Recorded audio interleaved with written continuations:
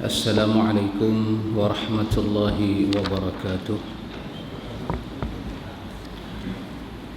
Innal hamdalillah nahmaduhu wa nasta'inuhu wa nastaghfiruh wa na'udzu billahi min shururi anfusina wa min sayyiati a'malina. من يهده الله فلا مضل له ومن يضلل فلا هادي له. أشهد أن لا إله إلا الله وحده لا شريك له وأشهد أن محمدا عبده ورسوله. اللهم آتنا أنفسنا تقواها وزكيها أنت خير من زكاها أنت وليها ومولاها. آمين. أما بعد. Ikhwatul iman, ikhwatu fiddin, a'azakumullah, uhibbukum fillah. Alhamdulillah, alhamdulillah, summa alhamdulillah. Dengan limpah kurnia Allah, ikhwatul iman, kita boleh sambung membaca buku kita ini, Riyadhus Salihin. Malam ini, ikhwatul iman, kita sambung hadis. Kita membaca hadis yang ke-22. Hadis ini hadis yang panjang, iaitu riwayat daripada Abdullah bin Ka'ab bin Malik. Sebelum kita baca hadis ini, ikhwatul iman, saya rasa kita baca terjemahan dia saja, sebab matanya Arab tu lebih kurang ada 5-6 muka. Saya nak simpulkan dulu hadis ini sebelum kita baca. Hadis ini berkaitan dengan cerita beberapa orang sahabat Nabi yang tidak, ataupun bahasa yang lebih tepat saya rasa, ada dua kelompok sahabat Nabi yang seorangnya ketinggalan, yang satu golongannya ketinggalan dan satu golongannya memang merancang supaya dia ditinggalkan.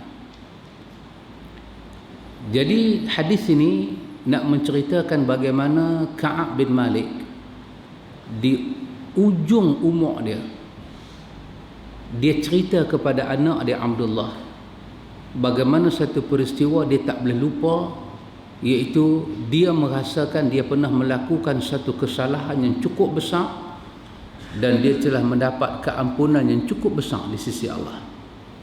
Maka dia nak kongsi cerita itu dengan anak dia Abdullah. Maka dia cerita pada anak dia Abdullah.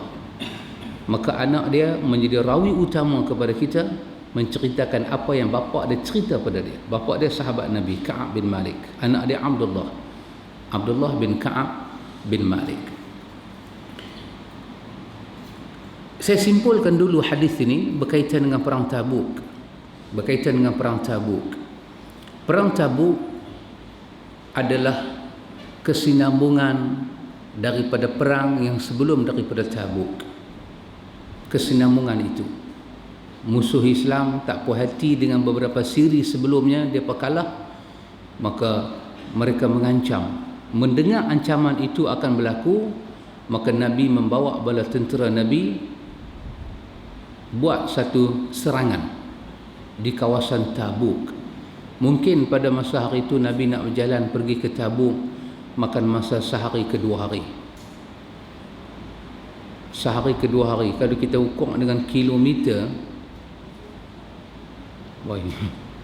bukan kata 100-200 punya kilo, sehari ataupun 2 hari perjalanan, jauh. Suasana sangat mencabar. Kita akan jumpa dalam riwayat ni, para sahabat kata, panah, kami mengharapkan matahari yang kena pohon-pohon kurma itu, pohon kurma itu membawa satu teduh. Kalau kami dapat berteduh di bawah dia, satu nikmat untuk kami. Punya panah. Ada orang tanam buah kurma tak berapa jadi, tiba-tiba adalah pokok sebahagian orang yang jadi, itu satu nikmat yang dia dapat. Jadi untuk meninggalkan nikmat itu, nak keluar, nak berjalan tengah Sahara ini, padang pasir, sehari setengah berjalan, 2 hari berjalan, memerlukan satu pertimbangan yang cukup waras. Ala kulli halnya, Allah menentukan kedudukan perang itu, musuh menjadi takut sebab musuh tengok macam mana kaum Muhammad ni boleh berjalan sehari kedua hari, sedangkan Madinah ketika itu begitu panas, dan mereka boleh tinggalkan teduh-teduh bayang-bayang itu, mereka keluar mai dengan makanan tak cukup. Maka musuh menyatakan Muhammad tidak keluar dengan manusia, tapi dia keluar dengan jin. Takut musuh ini. Maka Allah menentukan beberapa urusan di kawasan Tabuk. Nabi mendakwahkan kepada kaum-kaum kafir supaya masuk Islam. Akhirnya Nabi balik ke Madinah. Beberapa orang sahabat yang tak ikuti dalam siri itu, maka bila Nabi balik sahaja, maka mereka kena bagi alasan pasal apa mereka tak pergi. Beza perang Tabuk dengan perang lain, kalau dalam macam perang Badar ke, sebelumnya Uhud ke, dia akan ada seorang yang mencatat nama siapa yang pergi, siapa yang tak pergi, siapa yang terpilih, siapa tak terpilih. Tapi Tabuk tidak ada catatan itu. Kerana itu ada di kalangan orang zaman Nabi yang dia kata kalau kita tak pergi pun bukan Nabi tahu, wahyu pun tidak akan cerita apa-apa. Maka itu menjadi sebab kenapa dia memandang enteng tidak terlibat dalam Tabuk. Kesimpulannya saya nak buat, bila Nabi balik, hampir 60 ke 70 orang mereka jumpa Nabi dan memberi alasan kenapa tak ikut perang. Saya uzur lah, saya itulah, saya ini. Nabi menyatakan mudah-mudahan Allah mengampun dosa kamu. Tapi ada 3 orang yang terawal yang mereka merasakan mereka perlu cerita betul dekat Nabi pasal apa mereka tak pergi. Dan cerita betul mereka kat Nabi itu menyebabkan mereka menjadi teladan bagaimana Allah membasuh dosa mereka di bumi Madinah. Proses Allah membasuh dosa inilah yang menggemparkan alam, Masya Allah. Inilah yang menyebabkan hadis ini menjadi satu hadis yang cukup ajaib. 3 orang yang menjadi contoh, yang selepas mereka itu menyebabkan orang-orang lain datang tersimpuh di hadapan Nabi memohon keampunan kepada Allah. Mereka ini adalah orang yang contoh, sanggup selama 50 hari 50 malam Allah cuci hati mereka, dan ujian yang mereka terima itu bukan kecil. Sampai peringkat paling dahsyat ujian yang mereka terima apabila mereka melihat wajah Nabi, Nabi tak mau tengok wajah mereka. Allahu Akbar, Allahu Akbar. Satu perkara yang lebih runsing daripada mati isteri, mati mak, mati anak, mati siapa, Nabi tak mau tengok muka, adalah satu malapetaka yang cukup besar. Maka ikhwatul iman, akhirnya turunlah daripada langit satu benda yang menggemparkan alam. Allah telah menerima taubat hamba-hambanya di bumi, dan turun ayat berkenaan dengan mereka, dan turun ayat pula daripada langit berkenaan dengan orang yang bersandiwara. Jadi saya simpulkan dulu hadis ini, ikhwatul iman. Yang pertama, bahawa sepanjang kita hidup ini, apa sahaja yang kita suka, dia akan menjadi ujian hubungan kita dengan Allah. Apa sahaja benda yang kita suka, dia akan jadi ujian hubungan kita dengan Allah, dengan agama ini. Benda kita tak suka, kita mudah kita nak handle dia mudah. Kita tak suka minum kopi, orang bagi kopi, kita akan minum pada, kita kata, jeritannya sangat sikit, sehingga kan kopi yang masuk dalam badan tu tak rosak kita. Pasal kita tak suka, kita tahu limit dia. Tapi dia berbeza kalau kita suka kopi. Kadang-kadang dia masuk sebagai nikmat, kadang-kadang dia terlampau suka, dia masuk sebagai mudarat. Ataupun seumpama kopi, rokok masalah. Kita suka, tak sebatang 2, okey lah. Tapi sampai sehari 20 batang, 30 batang, kita tak boleh handle. Tak boleh handle. Sampai peringkat kita tak boleh hidup tanpa rokok. Seperti kata orang-orang tua sebelum daripada saya, kalaulah kita beranak-beranak dengan kotak rokok, is okay. Kita tak boleh pisah dengan dia. Tapi kita tak beranak dengan kotak rokok, kita beranak dengan uri dan tali pusat. Macam mana kita tak boleh berpisah dengan dia? Itu tak apa. Itu tidak masuk dalam hadis ini. Cuma saya nak bagi tahu, sahabat ini mereka diuji dengan apa yang mereka suka. Lebih-lebih kesukaan mereka itu ketika mereka darurat, perlu makan, perlu minum, perlu duit. Ketika itu Allah nak menjalinkan hubungan mesra dengan mereka. Allahu Akbar. Peperangan, satu kemesraan Allah berhubung dengan hamba dia. Tapi Masya Allah, lagi-lagi isu apa? Lagi-lagi isu mata'ul hayati dunia, kesedapan hidup menjadi halangan. Karena itu ikhwatul iman, mesti kita hati-hatikan. Nabi, kita akan jumpa dalam Riyadhus Salihin ini pada bab-bab yang akan datang, Nabi memberi ingat. Nabi kata, ittaqud dunya wattaqun nisa. Aku wasiatkan kepada kamu, hati-hati dengan dunia. Kerana dunia ini khadiratul hulwah. Khadiratul hulwah, dia hijau dan dia hulwah, dia manis. Nabi kata hijau itu nisbah kepada cantik, manis itu nisbah kepada kesedapan yang ada dalam dunia.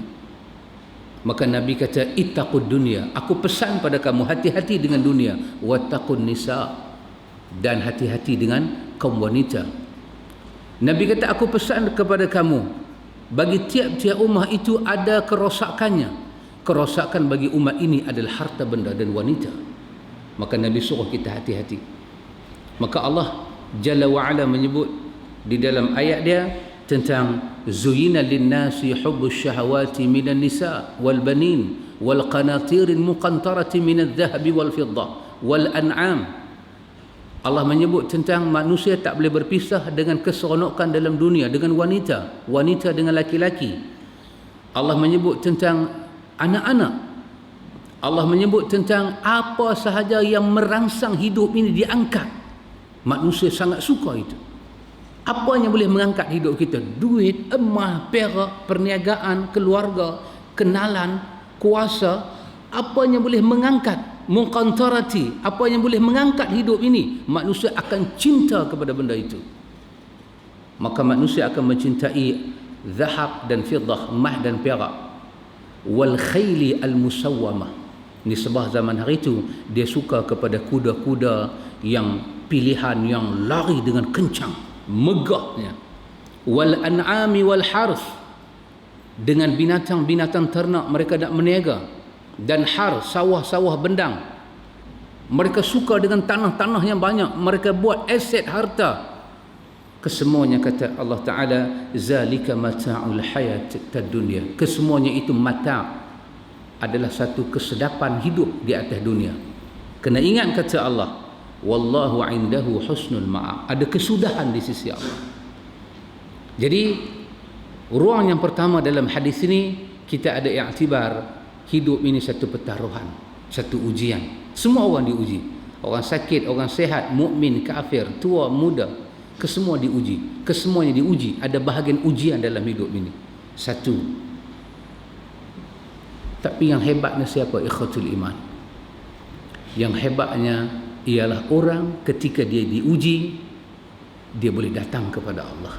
Ini sangat hebat. Ini pengajarannya asas dalam hadis ini. Mereka diuji. Kita akan jumpa satu ujian yang besar kepada Ka'ab bin Malik dan kepada dua orang lagi sahabat dia. Ketika diuji, kisah Nabi pulau mereka, kisah seluruh Madinah tak cakap dengan mereka. Masuk hari ke-40, baki lagi 10 hari, nak cukup 50, datang pula wahyu daripada langit, suruh mereka berpisah dengan isteri mereka. Bukan cerai, bukan talak, tapi tak boleh bersama. Berita itu sampai kepada Rom. Berita itu sampai kepada Rom.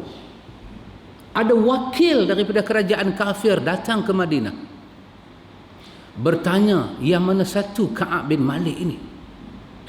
Dia dapat surat dari orang kerajaan Rom, hantar surat, hantar utusan, bagi surat kepada Ka'ab bin Malik. Apa dia? Kalau Muhammad pulau kamu, kami muliakan kamu. Kalau Muhammad buang kamu daripada Madinah, bumi kami sedia menerima kamu. Datanglah. Masya Allah. Dia ambil surat itu, dia campak dalam api. Dia campak dalam unggun api. Allahu Akbar. Allah tak mau, masa tu dia merasakan Allah tak mau dia, Nabi tak mau dia, kaum muslimin tak mau dia, keluarga dia tak mau dia, dia duduk sorang-sorang. Hatta daqat, dia merasakan bumi ni begitu sempit, Masya Allah, tetapi mereka boleh datang kepada Allah. Manusia yang tidak ada nilai adalah manusia yang hanyut dan tidak datang kepada Allah. Walaupun dia berdosa, kullu bani Adam khata', anak Adam ini ada dosa, ada silap, tapi yang baik siapa dia? Orang yang datang dengan dosa dia bertaubat kepada Allah. Ulang kali Allah cerita di dalam surah Ali Imran tentang walladzina idza fa'alu fahishatan aw zalamu anfusahum zakarullah fastaghfaru lidzunubihim. Terjebak dia dengan dosa. Bahkan ada hadis yang kedua kita akan baca, wanita ini terjebak dengan zina dan mengandung. Masya Allah. Umar bertanya kepada Nabi, ya Rasulullah, nak sembahyangkah mayat wanita ini? Ini ahli maksiat. Masya Allah. Nabi membela orang yang datang kepada Allah. Nabi menyatakan, wahai Umar, kalau aku ambil taubat dia, 70 orang ahli Madinah boleh berkongsi taubat dengan dia. Masya Allah. Kenapa? Orang yang datang kepada Allah terlalu istimewa, terlalu istimewa. Allah raba, belengko semua salah dia. Allah tak mau tahu.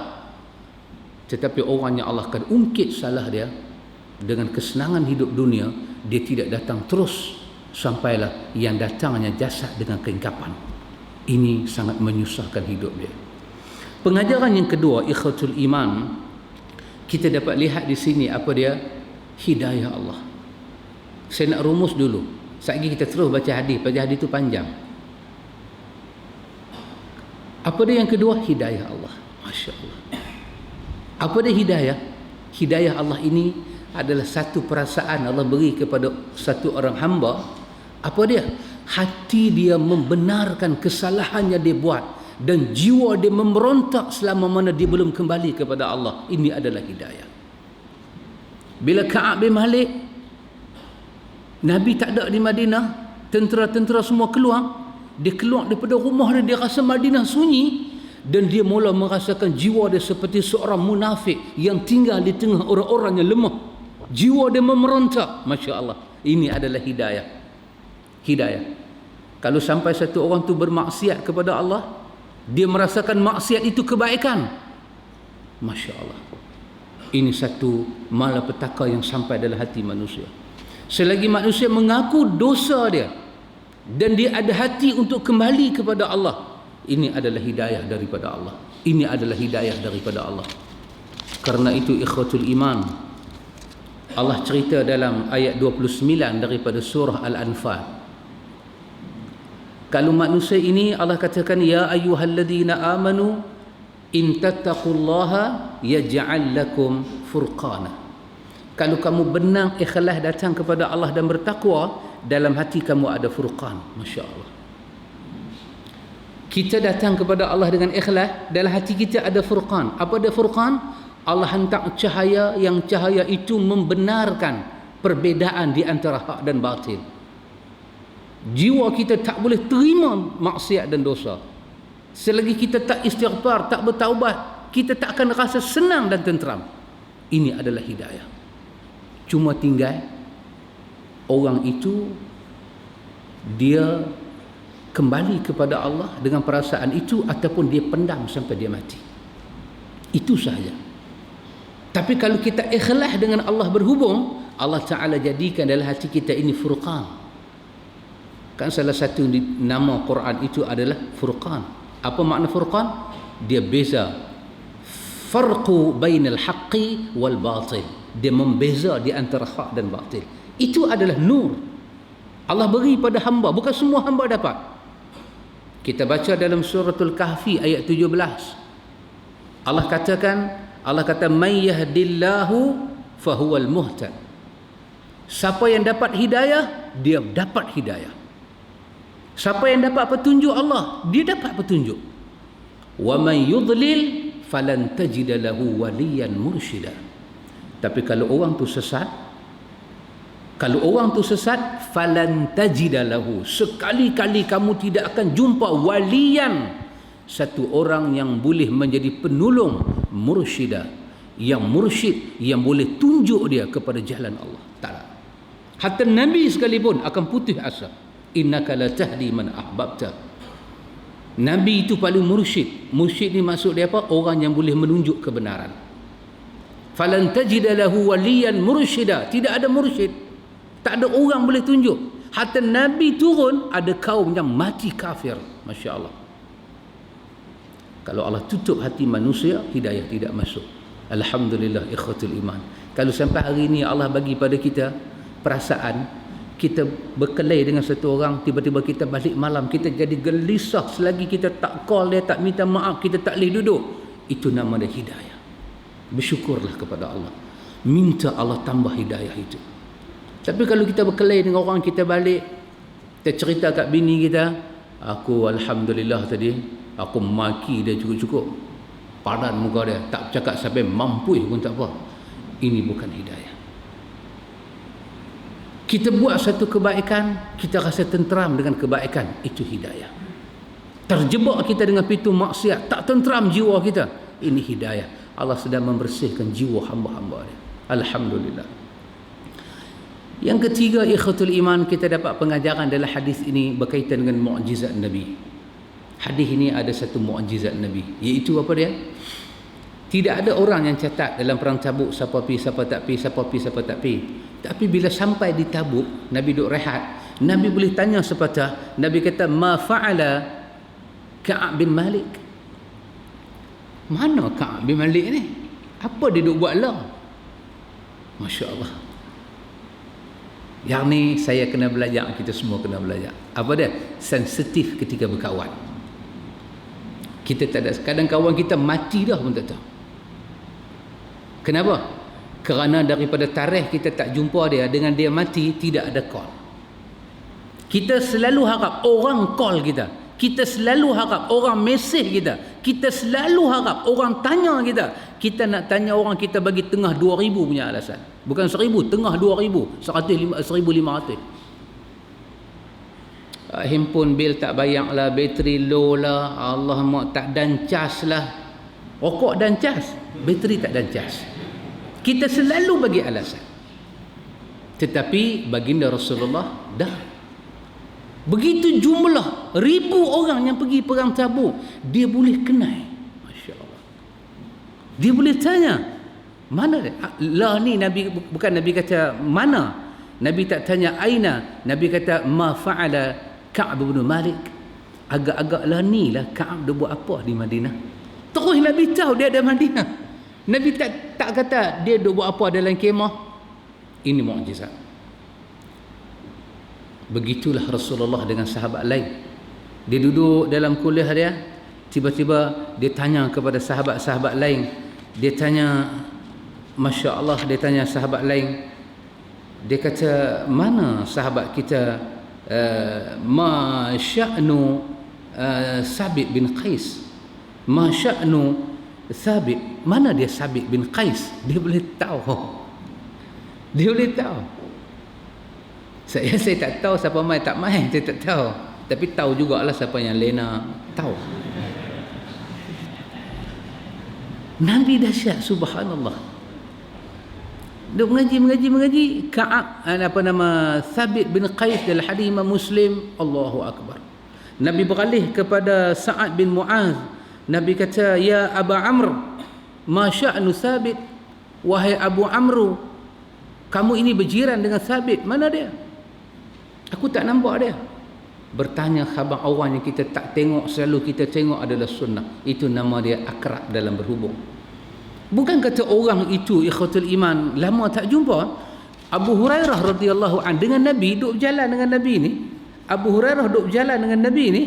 Tiba-tiba dalam duduk berjalan tu, Abu Hurairah hilang. Hilang Abu Hurairah. Terus Nabi tanya, mana dia? Mana dia? Kita kalau jalan-jalan pergi makan tak mana-mana kan, tengok kawan hilang. Mampu pergi hilang terus pun tak apa. Nabi tanya, mana dia? Tiba-tiba dia main. Nabi kata dekat dia, Nabi kata, aina kunta ya Abu Hurairah? Aina kunta? Pi mana kan kita jalan sekali? Pi mana? Faqultu lahu, dia pun bagi penjelasan pada Nabi, penjelasan yang pada dia agak sensitif lah. Dia kata begini, sebenarnya masa jalan tadi terlupa mandi wajib. Tak boleh habaq kuat-kuat, dia bisik. Terlupa mandi. Nabi dengar-dengar, Nabi pula pergi cakap kuat. Nabi kata subhanallah. Subhanallah. Dia kata subhanallah, sahabat lain semua, apa hal? Dia terlupa mandi wajib. Dia terlupa mandi wajib. Masya Allah.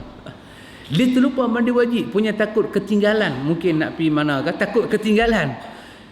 Masya Allah. Tak salah. Pasal apa mandi wajib ni? Wajib bila? Wajib mandi bila? Bila nak semayang. Baru wajib mandi. Selagi tak buat ibadat, taklah wajib mandi.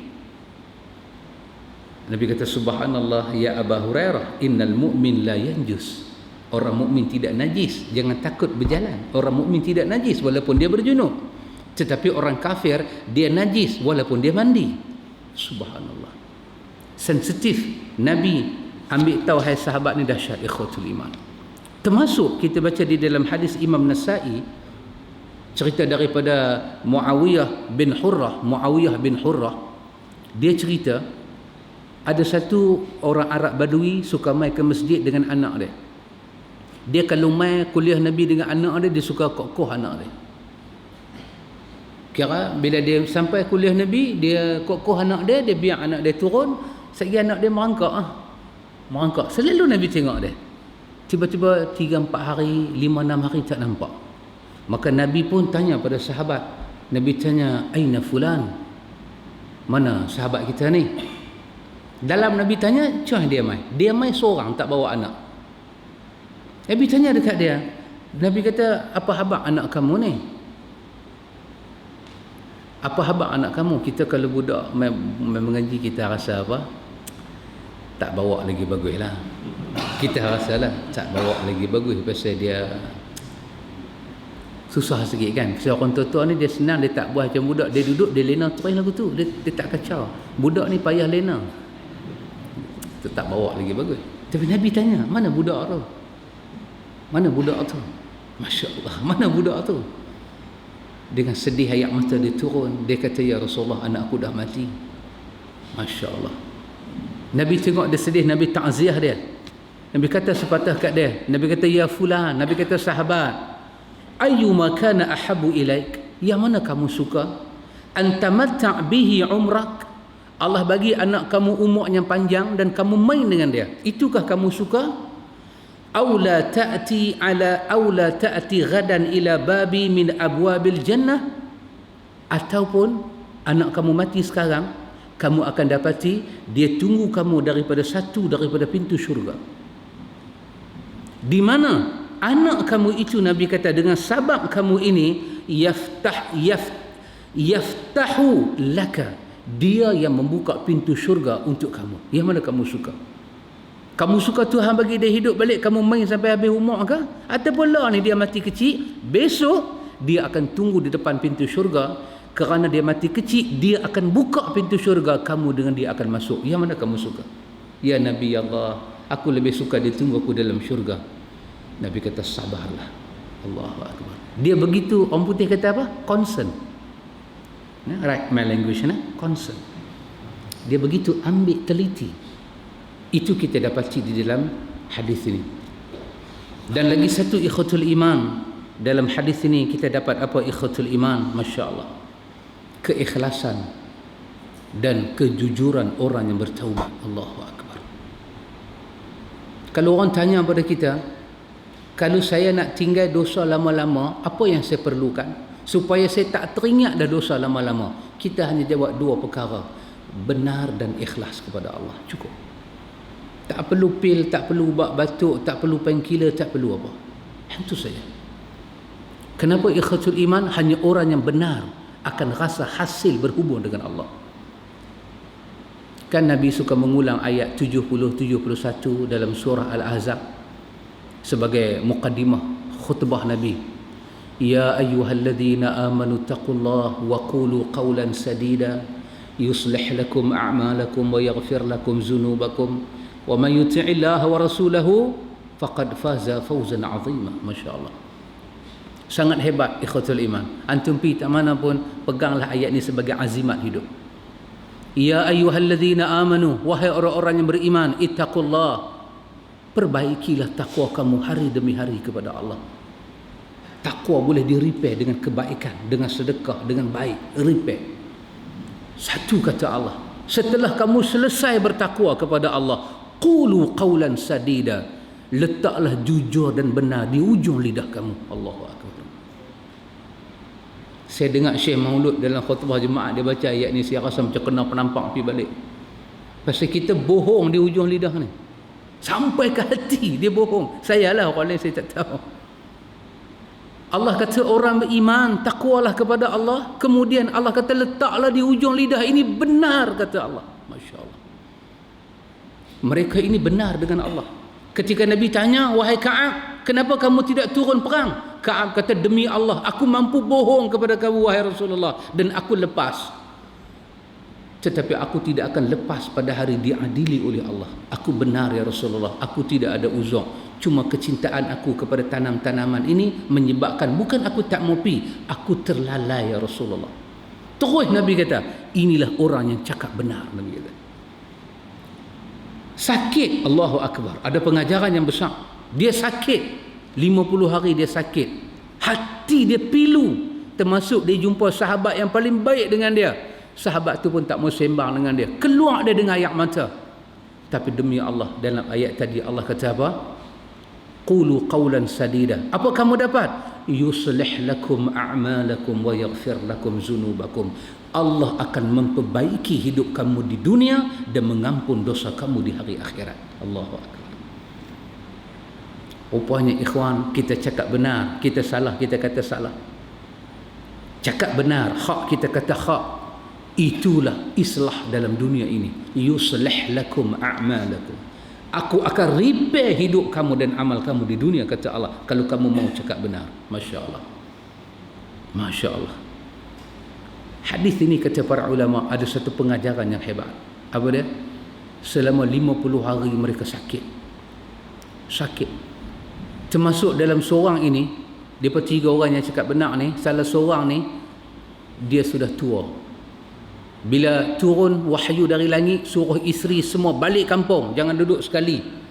Isteri dia terpaksa datang kepada Nabi, ya Rasulullah, aku bukan menentang ayat Allah, tetapi suami aku telah tua, dia nak urus diri dia pun tak boleh, dia nak berjalan pun tak mampu.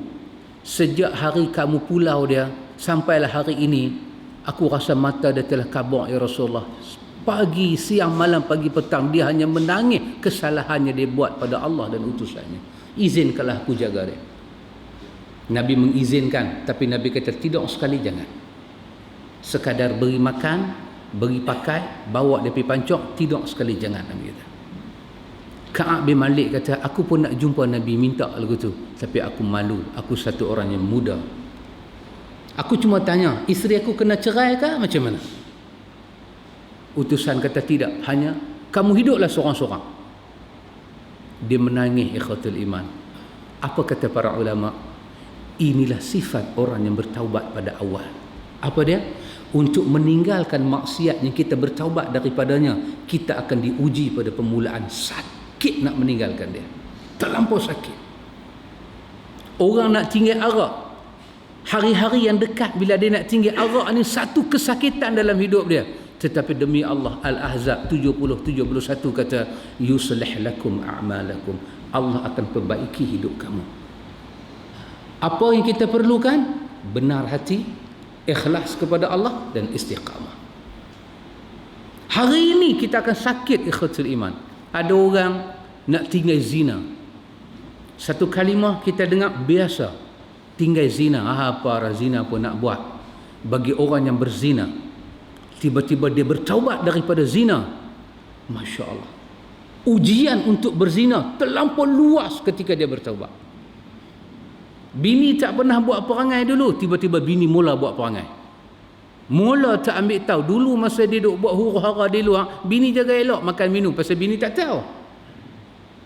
Bila bini tahu, dia menduakan bini dia, mula bini dia tak mau basuh pinggan, tak mau basuh baju, masuk bilik kunci kot dalam. dia mula tertekan bila dia nak bertaubat. Sepatutnya tidak demikian. Ketika dia tertekan, itulah kepala dia mula teringat, aku ada duit, aku bukan orang biasa, aku ada duit, aku sihat, aku mampu, apa nak tunjuk perangai kat aku? Tetapi dia sabar di atas tekanan itu. Dia sabar dan dia sabar, Masya Allah. Sama dengan sahabat kita nak berhenti rokok, berhenti ganja, berhenti dadah. Bukan satu pemberhentian yang begitu saja, tidak. Memakan air mata. Allahu Akbar. Allahu Akbar. Satu sahabat masuk ke Masjid Madinah dengan saya, dia masuk dengan kotak rokok.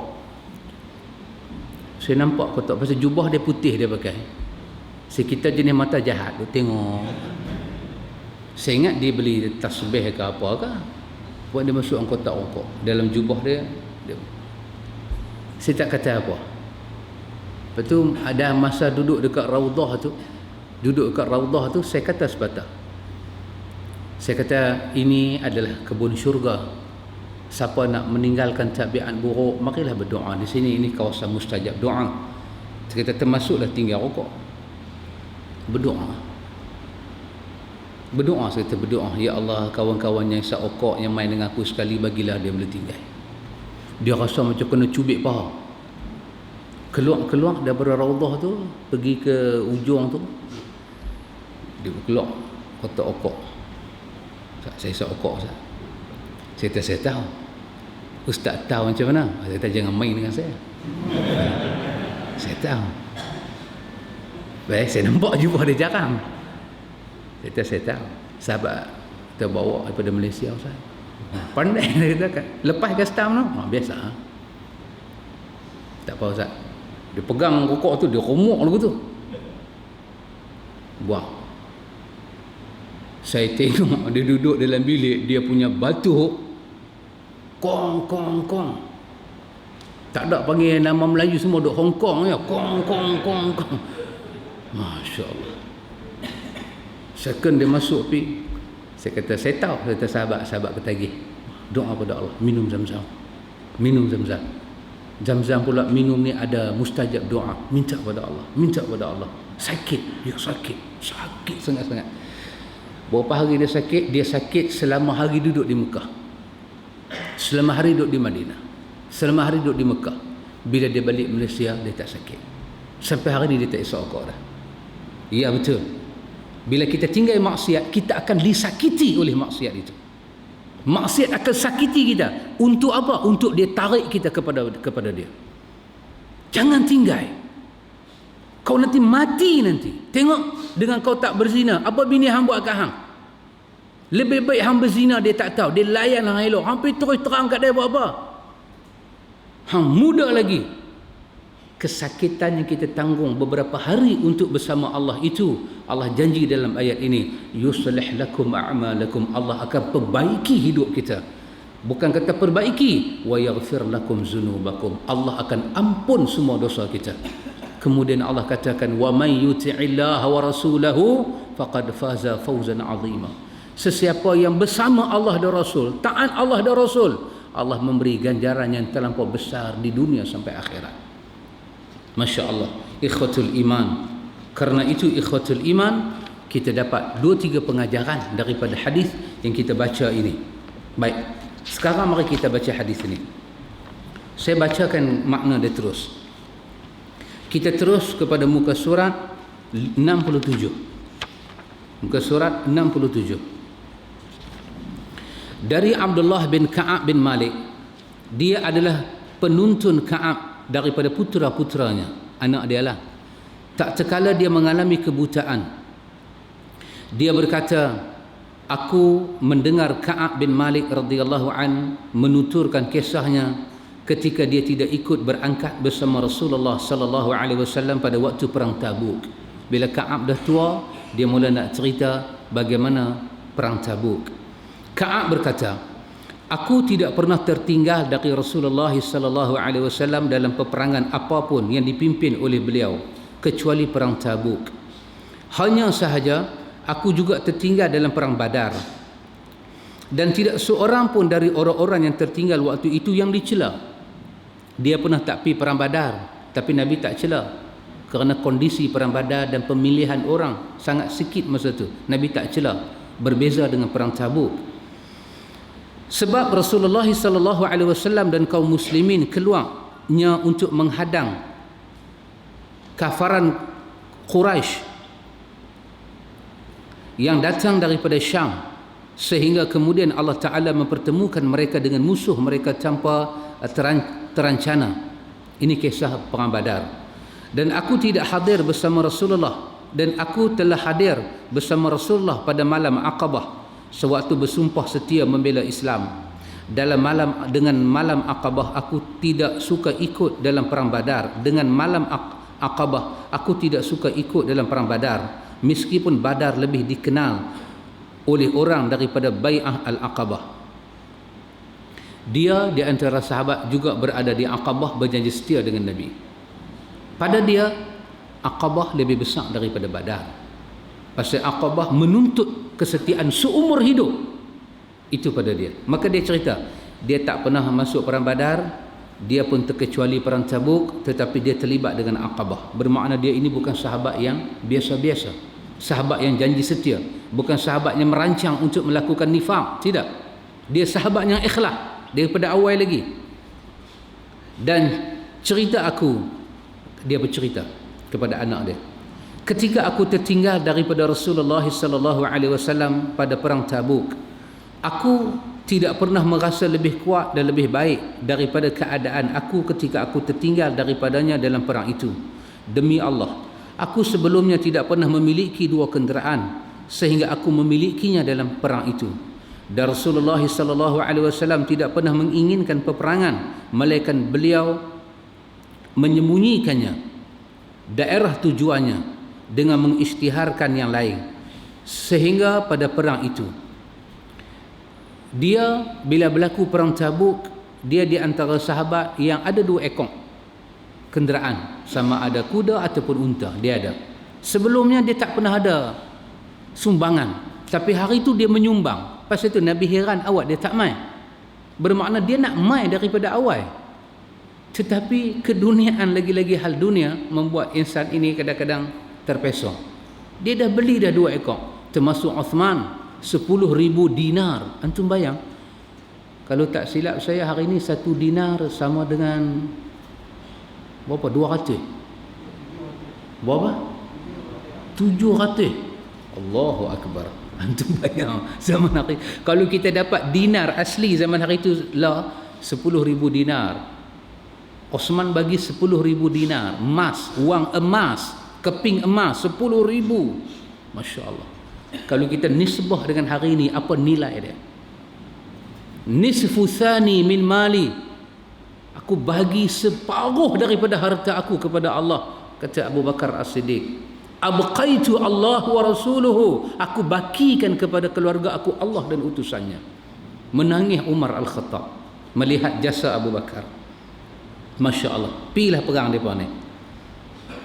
Nabi bagi tahu, jom kita ada satu pertempuran yang kita nak kena buat. Maka Rasulullah sallallahu alaihi wasallam berperang menuju Tabuk dalam musim yang sangat panas dan menghadapi perjalanan yang sangat panjang menempuh padang pasir. Terkumpullah jumlah pasukan yang sangat besar. Nabi menjelaskan pada kaum muslimin tentang urusan mereka yang sangat serius agar mereka bersiap-siap dengan segala perbekalan mereka dalam perang. Beliau menjelaskan kepada mereka arah mana yang hendak beliau tuju. Orang-orang Islam yang bersama Nabi sallallahu alaihi wasallam sangat banyak dan mereka tidak didaftarkan dalam buku induk. Ka'ab berkata, maka jarang orang yang ingin lepas daripada perang, melainkan dia menduga bahawa hal itu tidak akan diketahui selama tidak ada wahyu daripada Allah yang menjelaskannya. Rasulullah sallallahu alaihi wasallam berangkat pada peperangan itu ketika buah-buahan sedang masak dan pohon-pohon menjadi rendang. Ini dia duduk cerita ke anak dia. Maka aku lebih cenderung kepadanya. Rasulullah dan kaum muslimin yang bersamanya sedang berkemah-kemah, dan aku pun segera pulang untuk siap-siap bersama beliau. Tetapi setelah aku pulang, aku tidak melakukan apa-apa. Aku berkata dalam hati aku bisa untuk itu jika aku mau. Begitulah keengganan terus ada pada hati aku. sementara orang-orang terus kita kata bersiaplah dengan serius. Maka pada pagi harinya Rasulullah sallallahu alaihi wasallam dan kaum muslimin yang bersamanya berangkat perang, dan aku belum melakukan persiapan apa-apa. Tengok dia cerita, dia tengok pergi ke masjid, tengok Nabi duduk siap dengan para sahabat. Dia balik, dia kata kalau aku nak siap dan tapi tak apa. Antu tengok, bukan dia kena, kadang-kadang kita pun kena lagu tu. Balik-balik masa duk bawa kereta duk balik tu, dia ingat dah sat lagi nak baca tabarakalladzi. Sampai rumah letak kunci, kena kopi, kena rokok. Tak apa, esok pun boleh baca, bukan nak mati lagi. Ayat 13 tu lah dah seminggu tak baca. Subhanallah, masya-Allah. Ini adalah masalah kita. Dan Nabi pun pergi, dan aku belum melakukan apa-apa. Hal itu berlangsung terus padaku hingga mereka bergerak cepat dan aku ketinggalan perang. Maka tersirat minat dalam hati aku untuk mengejar mereka. Andai sahaja aku lakukan saat itu, kemudian hal tersebut tidak ditakdirkan untuk aku. Sedap-sedap Nabi keluar, dia kata kalau aku hambat Nabi dan tapi takdir aku tak ada, aku tak pi juga. Allahu Akbar. Apa yang kita terlepas hari ini ikhwatul iman, kita mungkin tak akan dapat hari besok. Mungkin tak akan dapat. Hari ini kita semayang, kita puasa, kita mengaji, mungkin kita tak dapat besok. Jadi apa yang ada hari ini kita buat untuk Allah, semata-mata untuk Allah. Maka setiap kali aku keluar di tengah-tengah orang-orang setelah keberangkatan Rasulullah sallallahu alaihi wasallam, aku merasa sedih kerana aku tidak melihat seorang ni bahasa Indonesia ni. Tak apa, saya pun seorang Indonesia, saya boleh baca. Aku tidak melihat seorang penonton Indonesia ni. Bahasa lama tak pergi Indonesia. Baik. Mana dia? Aku tidak melihat seorang panutan untukku. Masya Allah. Apa dia tu? Mendatang baru. Tidak ada orang yang setingkat dengan dia sama-sama. Maknanya dia tak jumpa satu orang yang muda lagu dia yang duduk di Madinah time tu. Semua dah keluar dah. Dia seorang aja terkapai-kapai. Kecuali yang ada di Madinah masa itu siapa dia? Kecuali laki-laki yang tercela kerana nifaq atau orang-orang yang diterima uzurnya oleh Allah dari kalangan kaum du'afa. Dua orang tu saja dah. Orang lemah dan orang munafik. Dia tahu. Tengok Allah bagi hidayah pada dia, dia mula rasa bersalah. Rasulullah sallallahu alaihi wasallam tidak menyebut aku hingga beliau sampai di Tabuk. Beliau berkata sampai duduk di tengah pasukan di Tabuk, apa yang dilakukan oleh Ka'ab bin Malik. Dia tak pi kan, dia duduk dah di Madinah. Macam mana dia tahu Nabi sebut nama dia? Apabila sahabat-sahabat balik, sahabat cerita apa yang jadi di situ. Dia mengambil hadis itu daripada sahabat-sahabat yang pi cerita. Hantar tak bila sampai di sana Nabi kata apa kat hang? Nabi tak sebut apa pasal hang. Masa nak berangkat pun Nabi tak sebut pasal hang. Sampai di sana Nabi kata apa yang dilakukan oleh Ka'ab bin Malik. Maka salah seorang daripada Bani Salamah berkata, ya Rasulullah, dia ditawan oleh pakaian burdahnya dan melihat kepada kedua sisi tubuhnya. Ada satu sahabat marah, mana orang lagu tu nak main, dia ada perhiasannya elok, dia ada baju elok, takkanlah dia nak randuk panas main lagu ni. Seolah-olah dia tu marahlah, seolah-olah ya Rasulullah tu saya tanya lah pasal dia buat aku geram boleh lagi. Itu maksud kawan daripada Bani Salamah. Maka Muaz bin Jabal radhiyallahu an mengherdiknya. Muaz bangkit. Muaz kata ke kawan tu, jangan cakap lagu tu. Sungguh jelek apa yang kamu ucapkan. Demi Allah ya Rasulullah, kami tidak mengenali apa yang ada padanya, yakni Ka'ab bin Malik, melainkan kebaikan. Tengok Muaz bela. Ikhwan, bela sahabat kita. Kalau orang cerca dia benda yang tak benar, bela dia. Sahabat, ana rasa tak betul yang dia cakap ni. Dia bukan macam tu. Dia orang baik. Cuma kali ni saja dia tersilap. Dia baik ya Rasulullah. Dia baik punya orang. Maka Rasulullah sallallahu alaihi wasallam pun diam. Tak sekala beliau dalam keadaan seperti itu, tiba-tiba beliau melihat dari kejauhan seorang laki-laki mengenakan pakaian putih berjalan dalam keadaan fata morgana. Berjalan Fata Morgana, jalan lagu mana? Jalan tu Hoyong Hayang lah, panas kan. Jalan lagu orang panas lah. Tergedik kan Fata Morgana ni, dia satu cahaya tergedik kita tengok daripada jauh. Macam tu dia punya duk main. Maka Rasulullah sallallahu alaihi wasallam bersabda, jadilah kamu itu Abu Khaisamah. Nyata benar dia Abu Khaisamah Al-Ansari yang bersedekah dengan satu sok kurma ketika dicela oleh orang-orang munafik. Dulu bila turun ayat sedekah, kan, kata sahabat bila turun ayat sedekah, kunna, kami ini semua nuhamil. Kami ini macam apa? Buruh kasar. Sahabat ni macam buruh kasar, kerja sana kerja sini. Tiba-tiba turun ayat sedekah. Siapa nak sedekah? Semua ni orang kata buruh kasar. Tiba-tiba Abu Khaisamah ini dia keluar, dia sedekah. Bila dia sedekah, orang munafik kata apa? Murai. Belagak lebih. Dah lah papa ke dana, belagak pula. Maka Nabi teringat, orang munafik kata kat dia tu, Nabi teringat.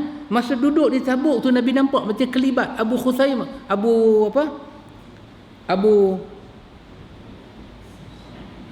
dia? Abu Khaisamah ini, Nabi tengok dia, Al-Ansari ini. Nabi kata, dia kata, panggil-panggil tengok dia. Nabi ingat lagi. Wah, cerita tu lama dah. Dialah yang mula-mula sedekah munafik duk cerca. Dialah. Dia dikasihi oleh Allah, Nabi kata.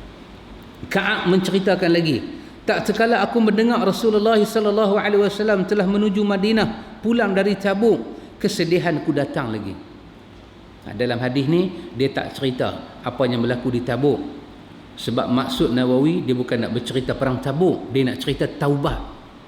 Maka dia nak ambil pada bahagian taubat daripada hadis ini. Sebenarnya banyak tragedi yang berlaku di Tabuk. Nabi mendakwahkan banyak cerita yang berlaku di Tabuk. Tapi itu bukan maksud kita bercerita. Maka tiba-tiba Nabi menuju daripada Tabuk pulang. Kesedihanku datang lagi. Ka'ab bin Malik duduk di Madinah, dia mula salah tu meluak-luak. Aku mulai mengingat dusta. Bila dengar kata Nabi tak balik, dia mai dah. Tak apa, dia kata, dia duduk mai dah, syaitan duduk mai dah. Tak apa. Sat lagi kalau Nabi cakap, tanya apa-apa, hang pembohong sudah. Hang pembohong sudah. Nak cakap bohong tu mula mai. Dengan apanya harus? Dengan apa aku harus lolos daripada kemurkaannya besok. Lolos ni bahasa Indonesia lah kan. Maksud dia apa? Lolos lah. Melepaskan diri. Untuk hal itu aku meminta bantuan kepada semua orang-orang yang cemerlang. Tengok orang-orang yang pandai pembohong tu cemerlang. Dia pergi minta bantuan pakar-pakar, konsultan banyak masa tu. Konsultan pembohong. Dia pergi minta pemikiran ahli keluarga. Maka tak sekala diberitahu bahawa Rasulullah sallallahu alaihi wasallam telah hampir masuk Madinah, hilanglah dari diriku segala pemikiran yang batil hingga aku benar-benar mengetahui bahawa aku tidak akan selamat daripadanya dengan cara apapun selamanya. Dia takut dah. Jiwa hidayah saya sebut tadi tak boleh. Orang ada hati hidayah, dia tak boleh duduk dengan maksiat. Tak boleh duduk. Maka aku bertekad untuk berbuat jujur kepada Nabi. Allahu Akbar, tuan-tuan. Jujur dengan Nabi. Allahu Akbar. Jujur dengan Nabi. Daripadanya lah datang wahyu dan agama. Kalau orang berbohong pada dia, Allahu Akbar. Itulah hakikat pembohongan yang besar. Jujur dengan Nabi. Beliau Rasulullah sallallahu alaihi wasallam masuk Madinah pada keesokan harinya. Nabi masuk ke Madinah pada keesokan harinya. Dan biasanya sepulang daripada safar, beliau memulai dengan masjid, melakukan salat 2 rakaat, kemudian duduk untuk orang-orang. Balik daripada safar, Nabi sembahyang 2 rakaat, lepas tu Nabi akan duduk layan orang-orang. Ketika Rasulullah sallallahu alaihi wasallam melakukan demikian itu, berdatanglah orang-orang yang tidak ikut perang untuk mengajukan uzurnya dan bersumpah kepada beliau. Masa itulah orang-orang yang tak pergi perang semua mai. Banyak, puluh, jumlah mereka puluh. Mereka berjumlah 80 orang lebih. 80 orang lebih. Indonesia panggil 8, kita panggil 8. Dia panggil 80 orang lebih. Maka beliau menerima zahir daripada mereka, bai'ah mereka, dan memohon ampunan untuk mereka serta menyerahkan rahsia mereka kepada Allah. Hinggalah aku datang. Nabi terimalah. Dia kata, saya sakit kepala, uzak ni, anak nak bersalin, keadaan ni Rasulullah. Dia cirik-birik 2-3 hari ni, bawasir pula mai. Allah, ngangi makan cempedak hari tu banyak sangat. Nabi terima. Demi Allah dia terima. Dia kata apa? Aku terima, aku pohon kepada Allah supaya Allah ampun dosa hampa, hati perut hampa aku serah pada Allah. Pun dia tak rasa salah lagi. Sampailah dia mai. Tak sekala aku mengucap salam, beliau tersenyum dengan senyuman orang yang marah. Allahu Akbar. Sahabat begitu arif dengan Nabi. Senyum tu marah ke senyum apa? Tahu. Cara tengok ustaz tu tahu. 10 ke 10 suku ke ustaz tahu. Begitu arif kita dengan kawan-kawan kita tahu. Dia tengok masuk Nabi senyum dan dia tahu senyuman marah. Kemudian beliau berkata, kemarilah. Nabi kata, mai. Aku datang dengan berjalan hingga aku duduk di hadapan beliau. Beliau berkata, apa yang membuatmu tertinggal wahai Ka'ab bin Malik? Nabi tanya kat dia, apa hal kamu Ka'ab? Kamu dah beli dah 2 ekor binatang. Pasal apa tak pi? Bukankah kamu telah membeli kenderaanmu? Ka'ab berkata, aku berkata, ya Rasulullah, sesungguhnya aku demi Allah, seandainya aku duduk di hadapan orang selain dari kamu, dari penduduk dunia, pasti aku yakin bahawa aku akan lolos dari murkanya dengan sebuah alasan.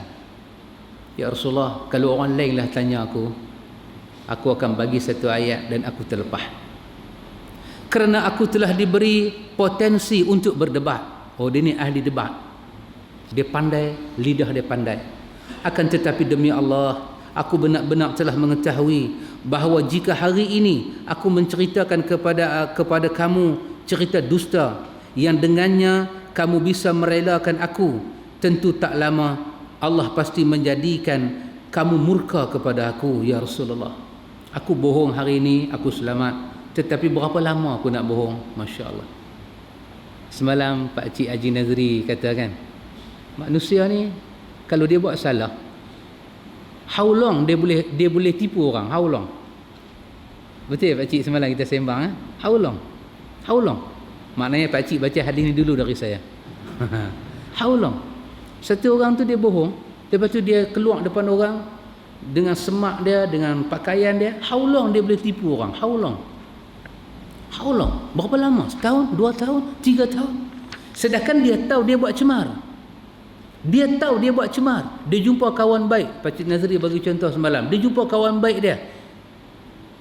Dia tengok kawan baik dia tu duk semayang, duk puasa, duk zakat. Dia tengok kawan tu, dia nak kawan jadi malu pasal dia tahu dia buat kotor.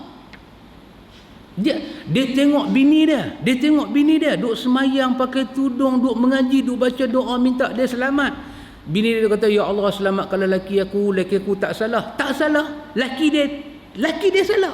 How long dia boleh, apa orang putih kata, dia boleh sambung dia punya drama Hindustan dia. Drama Hindustan pun habis lama 2 jam. Kalau pi 3 jam di India, dia ambil kursi dia baling pi tak panggung tu, berapa punya lama lah. Tak boleh pi 10 tahun, 20 tahun. How long kita nak tipu? How long? Rakyat nak kena tipu berapa lama? Itu contoh saja. Dia tak ada apa-apa, dia contoh saja. Berapa lama kita boleh bersandiwara? Tak tahu last sekali keluar juga haram jadah sebatah. Keluar juga. Muslimin muslimat. Ka'ab bin Malik ni kita duk baca Riyadhus Shalihin, bukan baca apa-apa. Ka'ab bin Malik kata, berapa lama aku nak tipu hang ya Rasulullah? Berapa lama aku nak tipu hang? Nanti Allah dedahkan rahsia aku. Allahu Akbar. Maka, dan apabila aku cerita kepada kamu dengan cerita benar, pasti kamu murka kepada aku karenanya. Tapi kalau aku cakap benar ya Rasulullah, senyum hang pun aku tahu hang marah dah. Aku nanti kena marah hang ya Rasulullah. Sungguh dia kata dengan kejujuran itu aku mengharap akibatnya baik daripada Allah. Tengok, dia ikhlas cakap benar. Mudah-mudahan dengan benar ini ya Rasulullah, hang ajak kami benar. Tapi sakit hati aku nak cerita benar tu dia makan dalam. Supaya Allah terima aku. Demi Allah, aku tidak memiliki uzur. Demi Allah, aku merasa tak pernah sekuat dan sekaya daripada ketika aku tidak ikut perang Tabuk. Demi Allah ya Nabi, tak ada alasan apa. Aku ada duit, aku boleh beli semua tu, aku sihat walafiat. Maka Rasulullah pun kata, adapun orang ini maka dia benar. Tengok Nabi tahu. Nabi kata orang ini adalah benar. Berdirilah sehingga Allah memutuskan perkara kamu. Kerana hang cakap benar, hang mengharapkan Allah. Sekarang aku serah hang kepada Allah. Tengoklah apa Tuhan nak buat ke hang. Aku sudah tidak ada apa-apa. Beberapa orang daripada Bani Salamah berjalan mengikutku. Ka'ab kata, lepas aku cakap benar depan Nabi, beberapa orang mai kat aku. Mereka menyatakan kepada aku, demi Allah, kami tidak pernah mendapatimu berbuat dosa sebelum ini. Ternyata engkau tidak berani mengajukan keuzuran kepada Rasulullah sallallahu alaihi wasallam seperti uzur yang diajukan oleh orang-orang munafik. Padahal cukuplah bagi dosamu istighfar Rasulullah untukmu. Dia berkata, apa hang Ka'ab? Hang bukan buat dosa hari-hari. Allah sekali aja. Hampir cakap betul ya Bapak. Ni nanti turun daripada langit bukan-bukan sekali lagi macam mana? Hang cakap tak apalah, sat saja hang utah pun. Sat lagi Nabi nanti baca doa, Nabi minta Allah ampun dosa kita, habis ya. Ini orang-orang yang otak singkat ini, yang tidak tahu berhubung dengan Allah. Kata Ka'ab, mereka terus menyalahkanku hingga aku ingin kembali pada Rasulullah untuk mendustakan diriku. Tengok torture dia kena, cakap benar kena torture. Sampai dia rasa aku nak pergi jumpa Nabi, aku nak, ya Rasulullah tadi ni aku cakap tak betul, yang betulnya aku sibuk. Dia nak pergi cakap bohong balik, depa punya dok torture dia. Masya Allah. Kemudian aku katakan kepada mereka, apakah ada seorang mengalami seperti ini bersama aku? Dia tanya pada kawan-kawan duk bagi perosak dia ni, lain daripada aku cakap benar, ada tak orang lain cakap benar? Mereka menjawab, ya, ada 2 orang yang telah menemui Nabi. Mereka menyatakan sama persis dengan apa yang kamu katakan dan dijawab dengan jawapan yang diberikan kepadamu oleh Nabi. Ada lagi 2 orang member hang. Kira ada 3 orang lah. Hampa ni betul-betul 3 orang yang cakap benar, tapi hampa cakap benar tak kena tempat. Tak apa, dia dengar. Aku bertanya, siapa mereka? Siapa lagi 2 orang tu? Mereka menjawab, Murarah Ibnu Ar-Rabi' dan Al-Amri bin Hilal bin Umayyah Al-Waqifi. Ayat ni yang sahabat tadi yang tua sangat dia ni, yang bini dia jumpa Nabi. Jadi 3 orang lah cakap benar. Ka'ab berkata, ternyata mereka menyebut 2 orang saleh yang telah ikut dalam perang Badar. Tengok, ini semua ahli Badar, ahli Badar. Dan pada diri mereka ada teladan yang baik. Dia berkata, Ka'ab kata, maka aku tetap jalan ketika mereka menyebut 2 orang itu untukku. Rasulullah sallallahu alaihi wasallam melarang berbicara dengan kami bertiga dari sekian banyak orang tertinggal daripada perang. Maka orang-orang pun menjauhi kami. Atau dia berkata, mereka berubah sikap kepada kami hingga berubah pula bumi ini dalam diriku. Bumi ini bukan bumi yang pernah aku kenal. Suasana menyesakkan seperti itu kami alami selama 50 malam. Maka 3 orang ni kenapa? 3 orang, antum bayang. Katalah penduduk Madinah masa itu ada 100,000 orang ataupun 50,000 orang. 50,000 orang masa duduk di Madinah tak bercakap dengan 3 orang. Pi beli ayam pun dah, pi rumah bagi salam bercampur dah, boleh pi masjid tapi tak ada siapa nak salam, tak ada siapa nak apa. Orang buat macam kita tak wujud. Allahu Akbar. 50 hari dia beritahu. Adapun 2 orang sahabatku, mereka merasa hina dan berdiam diri di rumahnya sambil menangis. Yang kata sahabat 2 orang tadi, Murarah ni, Murarah bin Ar-Rabi' dengan Al-Amri bin Murarah bin Rabi' Al-Amri dan Hilal ibn Umayyah ni. Murarah dengan Al-Hilal bin Umayyah ni, depa tak tahan tekanan. Depa duduk di rumah 50 hari menangis aja kerja depa sampai rabun biji mata. Depa lebih tua daripada Ka'ab bin Malik. Adapun aku, kata Ka'ab bin Malik, adalah yang termuda dan paling kuat. Aku keluar rumah menghadiri salat jemaah bersama kaum muslimin dan berkeliling di pasar, namun tak seorang pun yang sudi berbicara denganku.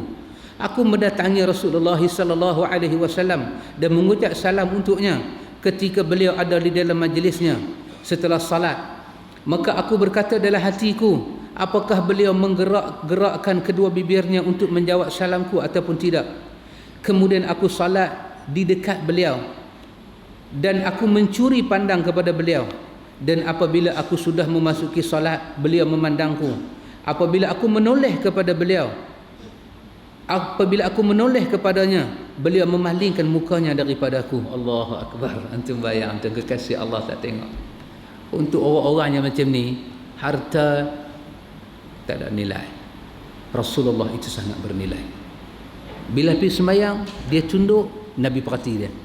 Dia rasa Nabi perhati, dia angkat kepala, dia tengok, Nabi beralih ke lain. Allah. Masya Allah.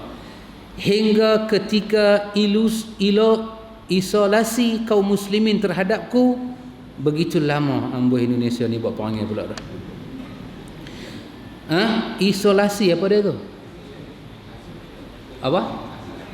Oh, tak apalah, bubuh pergi dah. Aku berjalan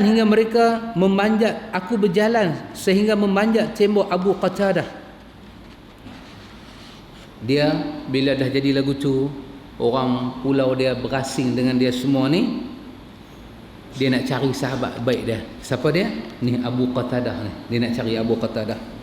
Abu Qatadah adalah putera pamanku, kira sepupu lah dengan dia, dan orang yang paling aku cintai. Aku mengucap salam kepadanya, demi Allah dia tidak menjawab salam aku. Allahu Akbar. Orang baik khatul iman, orang paling best friend ni. Maka aku berkata kepadanya, hai Abu Qatadah, aku memohon padamu demi Allah, apakah engkau mengetahui bahawa aku mencintai Allah dan Rasulnya? Ternyata dia diam. Dia bagi salam, Abu Qatadah tak jawab. Dia kata dekat Abu Qatadah, awak hang buat lagu ni, hang tak tahukah aku sayang pada Allah dan Rasul? Pun Abu Qatadah diam. Abu Qatadah tak kata apa. Lalu aku ulangi lagi, dan aku mohon dengan sumpah kepada Allah, namun dia tetap diam. Aku kata, demi Allah, aku sayang Allah dan Rasul. Abu Qatadah diam. Kemudian aku ulangi lagi, aku memohon dengan sumpah kepada Allah. Maka dia berkata, Allah dan Rasul yang lebih mengetahui. Abu Qatadah ulang kali ketiga, Ka'ab, aku tak mau kata apa. Hang sayang ke hang tak sayang, hang cakap apa pun ke aku, hati perut hang Allah yang tahu, Allah dan Rasul yang tahu. Aku tak tahu apa. Nabi tak bagi cakap dengan hang, aku tak mau cakap dengan hang. Allahu Akbar. Bukan Abu Qatadah tak mau cakap dengan dia, tapi Abu Qatadah sayang Nabi lebih daripada dia sayang orang lain. Juga tidak sia-sia. Maka bergabunglah bersama kami, kami akan menyantunimu. Tengok, ruang untuk mengkhianati Allah dan Rasul. Apa yang berlaku kepada dia itu adalah kerana dia sendiri minta dia dibersihkan oleh Allah. Dia cakap benar. Orang-orang yang tidak cakap benar akan dihisap di hari akhirat. Dia tak mau, dia nak mati bersih. Maka Nabi kata, aku serah kamu kepada Allah kerana kamu buat untuk Allah.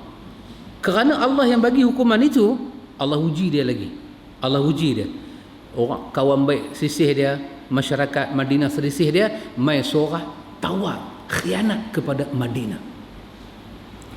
Ini bahasa Indonesia ni. Tak sekala aku berjalan di pasar Madinah, tiba-tiba ada seorang petani daripada petani penduduk Syam yang datang untuk menjual makanan di Madinah berkata, siapa yang bisa menunjukkan kepada Ka'ab bin Malik? Orang-orang langsung menunjukkannya pada aku hingga dia mendatangiku.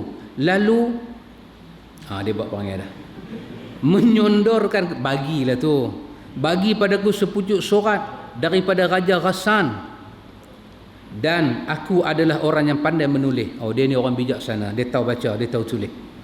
Maka aku baca surat itu, ternyata isinya amma ba'du. Ini isi daripada surat Raja Ghassan. Raja pun baca amma ba'du. Amma ba'du ni sunnah. Wassalatu wassalamu ala Rasulillah wa ala alihi wa sahbihi wa man nasarahu wa wala, amma ba'du. Amma ba'du. Dalam isi surat itu, sesungguhnya telah sampai pada kami bahawa sahabatmu Muhammad telah bersikap keras padamu. Allah tidak menjadikanmu berada di negeri hina, juga tidak sia-sia.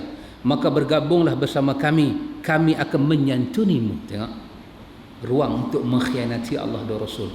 Apa yang berlaku kepada dia itu adalah kerana dia sendiri minta dia dibersihkan oleh Allah. Dia cakap benar. Orang-orang yang tidak cakap benar akan dihisap di hari akhirat. Dia tak mau, dia nak mati bersih. Maka Nabi kata, aku serah kamu kepada Allah kerana kamu buat untuk Allah. Kerana Allah yang bagi hukuman itu, Allah uji dia lagi. Allah uji dia.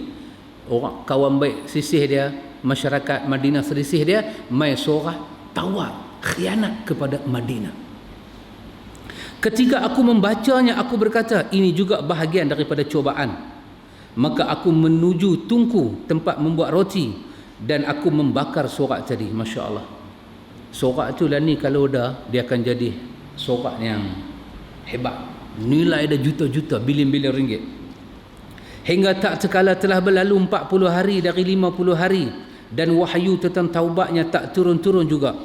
Utusan Rasulullah 40 hari dah berlalu. Apa cerita daripada langit pun tak tahu. Hukuman makin bertambah, sakit makin pedih, beban makin berat. Dua sahabat tadi tak mau keluar rumah dah, jadi hina diri. Dia seorang berani gagah keluar. Tiba-tiba dia kata, utusan Rasulullah mendatangiku. Dia berkata, sesungguhnya Rasulullah memerintahkanmu agar kamu menjauhi isterimu. Allahu Akbar. Ini hari ke-40 ni. Aku bertanya, apakah aku harus menceraikannya atau apa yang harus aku perbuat? Dia berkata, tidak, tapi jauhilah dia dan jangan mendekatinya. Dan beliau mengutus kepada kedua sahabatku dengan hal yang serupa.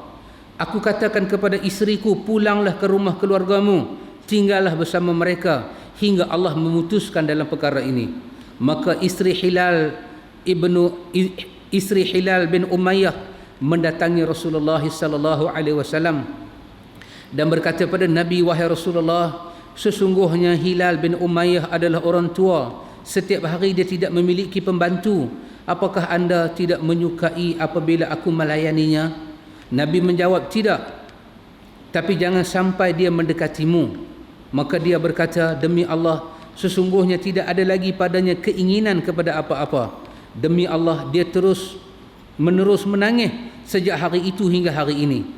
Maka sebahagian keluargaku berkata padaku, ni dia cerita dekat Nabi, isteri Hilal bin Umayyah, izinkanlah aku tolong suami aku, dia uzang teruk. Nabi kata, tak apa, takat bantu dia saja, jangan tidur sekali dengan dia, jangan layan hubungan suami isteri dengan dia. Maka Ka'ab bin Malik ni dia kata, maka sebahagian keluargaku berkata, seandainya engkau juga minta izin kepada Rasulullah tentang isterimu, kerana beliau telah mengizinkan isteri Hilal bin Umayyah untuk melayaninya. Ada orang kata kat dia, pilah jumpa Nabi supaya bini hang pun boleh layan hang juga. Aku katakan, aku tidak akan minta izin kepada Rasulullah tentangnya. Siapa yang tahu apa yang akan dikatakan oleh Rasulullah jika aku minta izin tentang isteriku, kerana aku adalah laki-laki yang masih muda, dia malu. Maka aku tetap seperti itu selama 10 malam. Maka genaplah bagi kami 50 malam semenjak dilarang berbicara dengan kami. Ini nama dia kemuncak penderitaan. Sampai bini pun kena keluar rumah, duduk sebatang kara dalam rumah, kira masyarakat pun tak bercampur. Kemuncak ada 50 hari itu. Allahu Akbar, ikhwatul iman. Tengok apa akan jadi. Kemudian aku salat subuh pada pagi hari yang ke-50 di atas atap salah satu rumah kami. Ketika aku sedang duduk dalam keadaan yang telah disebut oleh Nabi tentang kami, jiwa aku telah terasa sempit dan bumi pun telah menjadi sempit bagi aku. Tengok kemuncak habis. Akhirnya mai satu tahap tenaga batin, tenaga zahir yang ada bergabung tak mampu dah nak pi ujian tu, tak lepas dah ujian tu. Dia pun lepas sembahyang duduk-duduk, dia terasa sangat sempit dan Al-Quran telah menggambarkan hati mereka di dalam surah Taubah. Nanti kita akan jumpa. Sempit dan bumi telah menjadi sempit bagi aku, padahal bumi ini luas. Dia kata Allah buat luas, tapi aku yang sempit. Aku mendengar suara orang berteriak keras yang telah naik ke atas gunung Sal. Dia berteriak dengan suara yang paling tinggi, wahai Ka'ab bin Malik, gembiralah kamu. Maka aku langsung tersungkur sujud dan aku tahu bahawa kelegaan telah datang. Maka Rasulullah sallallahu alaihi wasallam mengumumkan taubat Allah atas kami ketika beliau selesai solat subuh. Maka orang-orang pun berhamburan memberi berita khabar gembira kepada kami. Kepada kedua sahabatku pun telah ada orang-orang yang memberikan khabar gembira. Ada seseorang yang menunggang kuda dengan kencang menujuku, dan ada lagi yang lari dari Bani Aslam menujuku. Dia naik ke atas gunung, dia dan adalah suara itu lebih cepat daripada kuda. Maka tak terkala telah datang orang yang aku dengar suaranya memberikan khabar gembira padaku, aku langsung melepaskan pakaianku untuknya. Aku pakaikan keduanya padanya sebagai balasan atas khabar gembiranya itu. Kemuncak ikhwatul iman. Kena tu, kena dia kemuncak. Lepas main subuh, tongkat tangan, apalah nak jadi dengan nasi aku. Tengok kemuncak. Ikhlas, istiqamah, jujur pada Allah itu masih ada dalam hati. Tapi orang putih kata hopeless. Hopeless, Melayu kata apa? Buntu. Usaha-usaha dah mati dah. Kita serah habis, ya Allah. Aku tak tahu nak buat apa. Ayat mata turun. Ayat mata turun itu kerana takut kepada Allah. Tengok ikhwan, dalam sempit itu datang keluasan. Ketika manusia nak datang kepada Allah, berita gembira. Cukup 50 hari dengan penderitaan itu, orang katakan kepada dia, gembiralah wahai Ka'ab dan kawan-kawan, taubat kamu telah diterima oleh Allah. Dia buka baju jubah dia pakai itu, dia bagi terus kat kawan yang sampaikan berita gembira itu. Demi Allah, aku tidak memiliki selain kedua pakaian tu. Dia punya seronok, dia terlupa. Ada 2 helai baju saja. Dan aku meminjam 2 pakaian untuk aku pakai. Pinjam pula ke orang lain pakai pasal terlampau seronok. Terlampau seronok. Kan kita baca hari itu kan, yang duduk bawah pokok tu. Terlampau seronok, unta dia mai. Apa dia kata? Ya Allah, aku Tuhan kau hamba. Terlampau seronok. Tak tahu ikhwan, bukan kata seronok dengan pilihan raya bila. Bukan kata seronok dengan benang pilihan raya. Mereka seronok dengan Allah terima taubat mereka. Allah. Ini saya katakan keajaiban. Bumi pernah menyaksikan berita daripada langit bahawa taubat orang-orang ini diterima oleh Allah. Masya Allah. Tetapi setelah mereka melalui kesakitan menghampir diri kepada Allah, kita nak berpisah dengan maksiat, kita akan lalui kesakitan. Tetapi ayat tadi kata yuslih lakum a'malakum, janji Allah benar. Allah akan perbaiki amal kamu di dunia. Mereka mendapat ayat 70-71 Al-Ahzab tadi. Dan aku berangkat menuju Rasulullah sallallahu alaihi wasallam, sementara orang-orang secara berbondong-bondong menemui aku. Mereka mengucap salam atas taubat Allah untukku. Mereka mengucap semoga taubat Allah atasmu membuatmu bahagia. Antu tengok 50 hari depa lalui, depa dah selesai dah dengan Tuhan. Yang tak bercakap, senyum Nabi daripada senyum marah, senyum gembira. Wahyu turun pada Nabi orang mula seronok. Apa hal dengan kawan yang berbohong dengan Nabi mula-mula ni? Ketika turun ayat menerima taubat mereka, mereka menjadi sempit balik. Pasal kalau mereka pergi bagi tahu kata mereka juga berbohong, Masya Allah, mereka tak tahan dengan ujian. Semua taubat. Hanya aku masuk masjid, ternyata Rasulullah sallallahu alaihi wasallam sedang duduk dikerumuni oleh orang-orang. Maka Talhah bin Ubaidillah masuk masjid, ada Talhah. Talhah berlari-lari hingga menjabat tanganku dan mengucap selamat kepadaku. Talhah orangnya mula. Orang lain semua tengok dia. Oh, dahsyat, Allah turun taubat hang. Talhah tengok dia berlari-lari, dia salam, dia peluk, dia bagi tahu kata Masya Allah, Masya Allah, Masya Allah. Demi Allah, tidak ada orang Ansar yang berdiri selain daripada Talha. Maka Ka'ab tidak pernah melupakan untuk Talha. Ka'ab tak pernah lupa wajah Talha. Dia orangnya mula peluk, hubungan rahim itu berjalan 50 hari 50 malam, kena pulau. Tahajur, tahamun, kena pulau, kena berpisah 50 hari 50 malam. Ka'ab kata, maka ketika aku mengucap salam pada Nabi yang ni, yang dia nak tunggu-tunggu sangat ni, nak jumpa Nabi, beliau bersabda seraya wajahnya berseri-seri kerana gembira, gembiralah dengan hari terbaik yang pernah melewati hidupmu semenjak kamu dilahirkan oleh ibumu. Masya Allah. Nabi kata, hari ini hari yang paling hebat sejak hari mak hang lahirkan hang. Aku bertanya, apakah dari sisi anda ya Rasulullah ataupun daripada sisi Allah? Dia tanya kat Nabi, ya Rasulullah, yang ni, yang kata taubat aku diterima ni, hang ucap kerana hang kesian tengok aku tersiksa 50 hari ke? Ataupun memang Allah turunkan ayat? Pasal apa dia tanya lagu tu? Pasal dia tahu Nabi pun sayang kat dia. Kawan, kita tahu siapa sayang, siapa benci kita, kita tahu.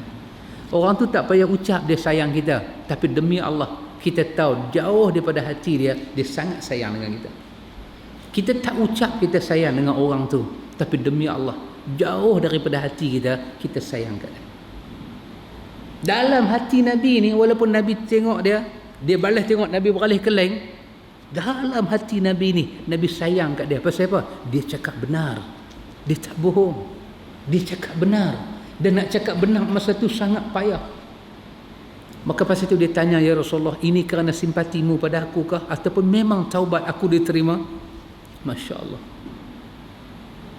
Ini yang kata cinta, ikhwatul iman. Jangan main dengan cinta. Jangan main dengan cinta. Mana dia?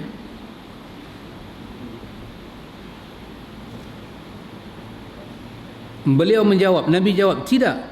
Bahkan dari sisi Allah Jalla wa'ala adalah Rasulullah sallallahu alaihi wasallam apabila bergembira, wajahnya bersinak-sinak seolah-olah wajah beliau adalah satu potong daripada rembulan. Allahu Akbar. Tengok Nabi punya seronok Allah terima taubat. Nabi punya seronok Allah terima taubat. Allahu Akbar. Allahu Akbar. Kita pula seronok tengok orang bersih kena belasah. Seronok seperti bulan purnama. Masya Allah. Masya Allah. Itu tidak ada dalam hadis ini. Yang ni pergi cari bersih duduk taman, tak ada. Yang tu saja omongan kosong. Ya Allah, macam manalah muka Rasulullah masa tu? Antum boleh bayang wajah Rasulullah masa tu macam mana? Ka'ab tak tahu nak, Nabi punya berseri wajah dia, seronok suka dia, seperti mana satu potong daripada rembulan. Dan kami mengetahui hal itu daripada beliau. Ka'ab kata, aku kenal Nabi ni, aku kenal muka dia. Pasal itu daripada mula dia senyum, aku tahu dia marah. Ni pula dia senyum, aku tahu dia suka. Pasal apa? Kami kenal kekasih Allah. Maka tak sekala aku duduk di hadapannya, aku berkata, ya Rasulullah, sesungguhnya di antara taubat aku adalah aku akan mengeluarkan dari harta aku sebagai sedekah kepada Allah dan Rasulnya. Ya Rasulullah, bagi Allah terima taubat aku, tak ada dah lebih besar, aku nak sedekah, aku nak infak harta aku. Maka Rasulullah bersabda, tahan sebahagian hartamu itu lebih baik untukmu. Nabi kata, jangan, simpan sikit. Dia kata, sesungguhnya aku menahan bahagian aku yang ada di Khaybar. Tak, dia kata, harta aku banyak, Madinah ada, Khaybar pun ada, aku nak bagi yang di Madinah ini. Dan aku katakan, ya Rasulullah, sesungguhnya Allah telah menyelamatkan aku kerana kejujuran aku, dan di antara kesempurnaan taubat aku tidak akan berbicara melainkan yang benar selama aku masih hidup. Ya Rasulullah, Allah terima taubat aku kerana aku cakap benar. Demi Allah, sampai mati aku tak akan berbohong. Allahu Akbar. Sampai mati aku tidak akan berbohong kerana aku telah melihat Allah repair hidup aku dengan benar. Allahu Akbar. Allah kata, ya ayyuhalladzina amanu kunu ma'as sadiqin. Orang beriman, jadilah orang yang benar. Masya Allah, jadilah orang yang benar. Antum kena hafal. Kan Nabi bila khutbah hajah dia suka ulang ayat itu. Hafal ayat itu, ikhwah. Kalau orang tanya apa faedah benar, yuslih lakum a'malakum wa yaghfir lakum zunubakum. Hidup kita Allah rupih benar. Tapi nak cakap benar ni kadang-kadang dia makan dalam, sakit, pedih. Tapi Allah ripih hidup kita, cakap benar. Demi Allah, aku tidak mengetahui seorang pun dari kaum muslimin yang diberi nikmat oleh Allah dalam kejujuran ucapan semenjak aku ketahui hal itu kepada Rasulullah sallallahu alaihi wasallam yang lebih baik daripada apa yang telah dianugerahkan oleh Allah kepadaku. Demi Allah, aku tidak pernah bersengaja satu kali dusta semenjak hal tersebut aku katakan kepada Rasulullah sampai hari ini. Dia kata pada anak dia, daripada hari itu sampai hari ini tak pernah aku bohong dalam hidup aku. Dan sesungguhnya aku berharap kepada Allah agar menjaga aku dalam sisa hidup aku ini, supaya Allah jaga aku. Masya Allah. Kata Ka'ab, Allah menurunkan ayat 117 daripada surah Taubah. Tengok, Allah bila terima taubat mereka, Allah buat turun ayat ni. Laqad taballahu 'alan nabi wal muhajirin wal ansar alladhina ittaba'uhu fi sa'atil 'usrah. Sesungguhnya Allah telah menerima taubat Nabi, orang-orang muhajirin dan orang-orang ansar yang mengikut Nabi dalam kesulitan. Allah terima taubat mereka semua. Sampailah kepada ayat innahu bihim raufur rahim wa 'ala thalathati alladhina khulifu hatta idza dhaqat 'alaihimul ardu bima rahubat 'alaihim anfusuhum. Sesungguhnya Allah Maha Pengasih lagi Maha Penyayang kepada mereka, dan terhadap tiga orang Allah sebut tadi, tiga orang yang ditangguhkan penerimaan taubat mereka, sehingga apabila bumi telah menjadi sempit bagi mereka, padahal bumi itu luas dan jiwa telah sempit pula terasa oleh mereka. Allah cerita, Allah terima taubat mereka, dan Allah cerita apa yang jadi kepada mereka. Dan Allah berfirman dalam ayat tu, ayat Taubah tu juga, ayat 119, Allah kata ittaqullah wa kunu ma'as sadiqin. Bertakwalah kepada Allah, hendaklah kamu bersama orang-orang yang benar. Jadilah seperti tiga orang ini. Ka'ab berkata, demi Allah, Allah tidak memberi nikmat kepada aku yang paling agung dalam jiwa aku setelah Allah memberikan hidayah Islam kepada aku, daripada sikap jujur aku kepada Rasulullah, iaitu aku tidak berdusta kepada beliau yang akhirnya aku akan binasa seperti binasa orang-orang yang telah berdusta. Masya Allah. Dia rasa dia dapat nikmat paling besar, dia tak bohong kat Nabi. Nikmat tak besar. Pasal itu ikhwan, Nabi jangan bohong depan Nabi. Sesungguhnya Allah Ta'ala berfirman kepada orang-orang yang berdusta pada waktu Allah menurunkan wahyu dengan seburuk-buruk ucapan yang diberikan kepada seseorang, maka Allah Ta'ala berfirman, ini pula Allah turunkan ayat 95, 96 daripada surah Taubah. Allah turunkan ayat itu kepada orang-orang munafik, kepada orang-orang munafik lain yang mereka itu berbohong kepada Nabi. Itu ada ayat dia di sini, dia bawa terjemahan dia, iaitu kelak mereka akan bersumpah kepadamu dengan Allah apabila kamu kembali kepada mereka supaya kamu berpaling dari mereka, maka berpalinglah dari mereka, kerana sesungguhnya mereka itu adalah najis. Itu dia, Allah abang najis. Tak mau bertaubat, cakap bohong depan Nabi, najis. Daripada bohong, sumpah bohong. Dan tempat mereka jahanam, orang munafik. Sebagai balasan atas apa yang telah mereka kerjakan, mereka akan bersumpah padamu agar kamu redha kepada mereka. Tetapi jika sekiranya kamu redha kepada mereka, maka sesungguhnya Allah tidak redha kepada orang yang fasik. Yang ni yang Ka'ab takut daripada awal.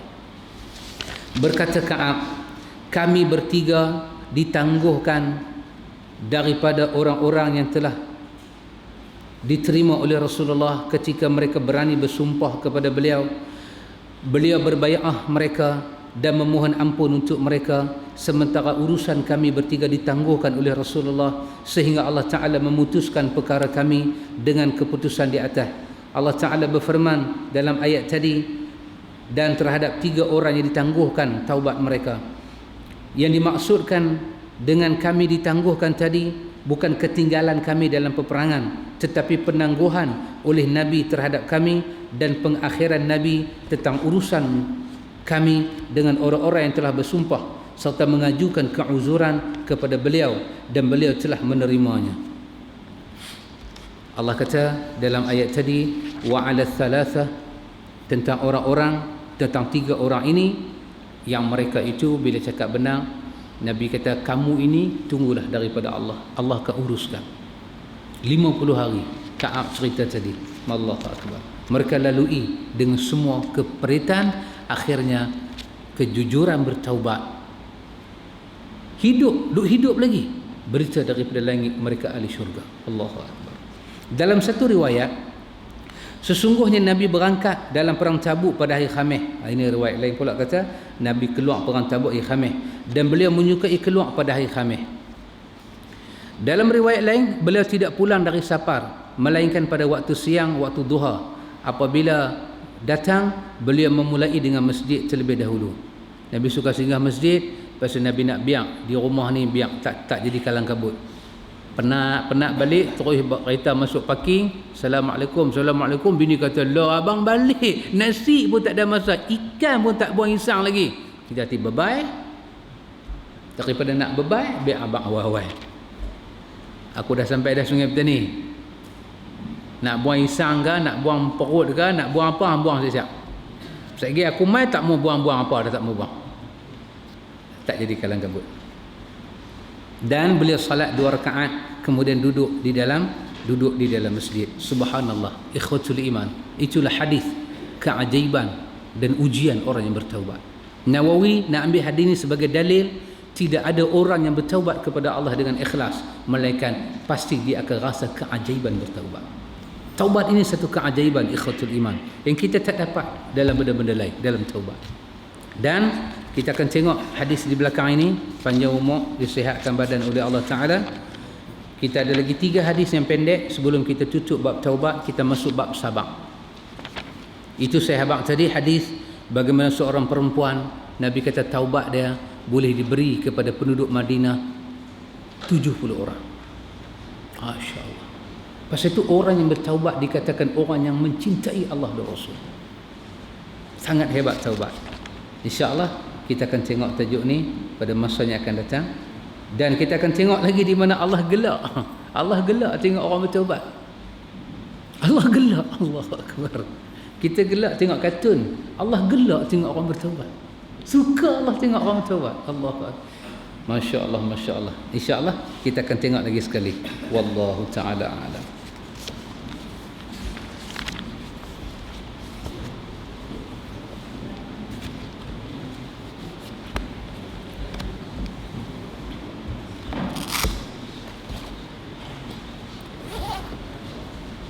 Sebagai kesimpulan yang akhir, ikhwatul iman, kita katakan apa dia? Kita katakan kita datang kepada Allah dengan ikhlas, kita boleh merasai hasil keikhlasan itu dalam apa bab? Bab semayang ke, bab puasa ke, bab taubat. Taubat ada satu nikmat. Kita akan rasa taubat itu nikmat. Supaya Allah memberikan kepada itu kepada kita. Subhanakallahumma wa bihamdika asyhadu an la ilaha illa anta astaghfiruka wa atubu ilaik. Allahumma rabbana atina min ladunka rahmah wa hayyi' lana min amrina rashada. Wassallallahu ala nabi Muhammad walhamdulillahi rabbil alamin.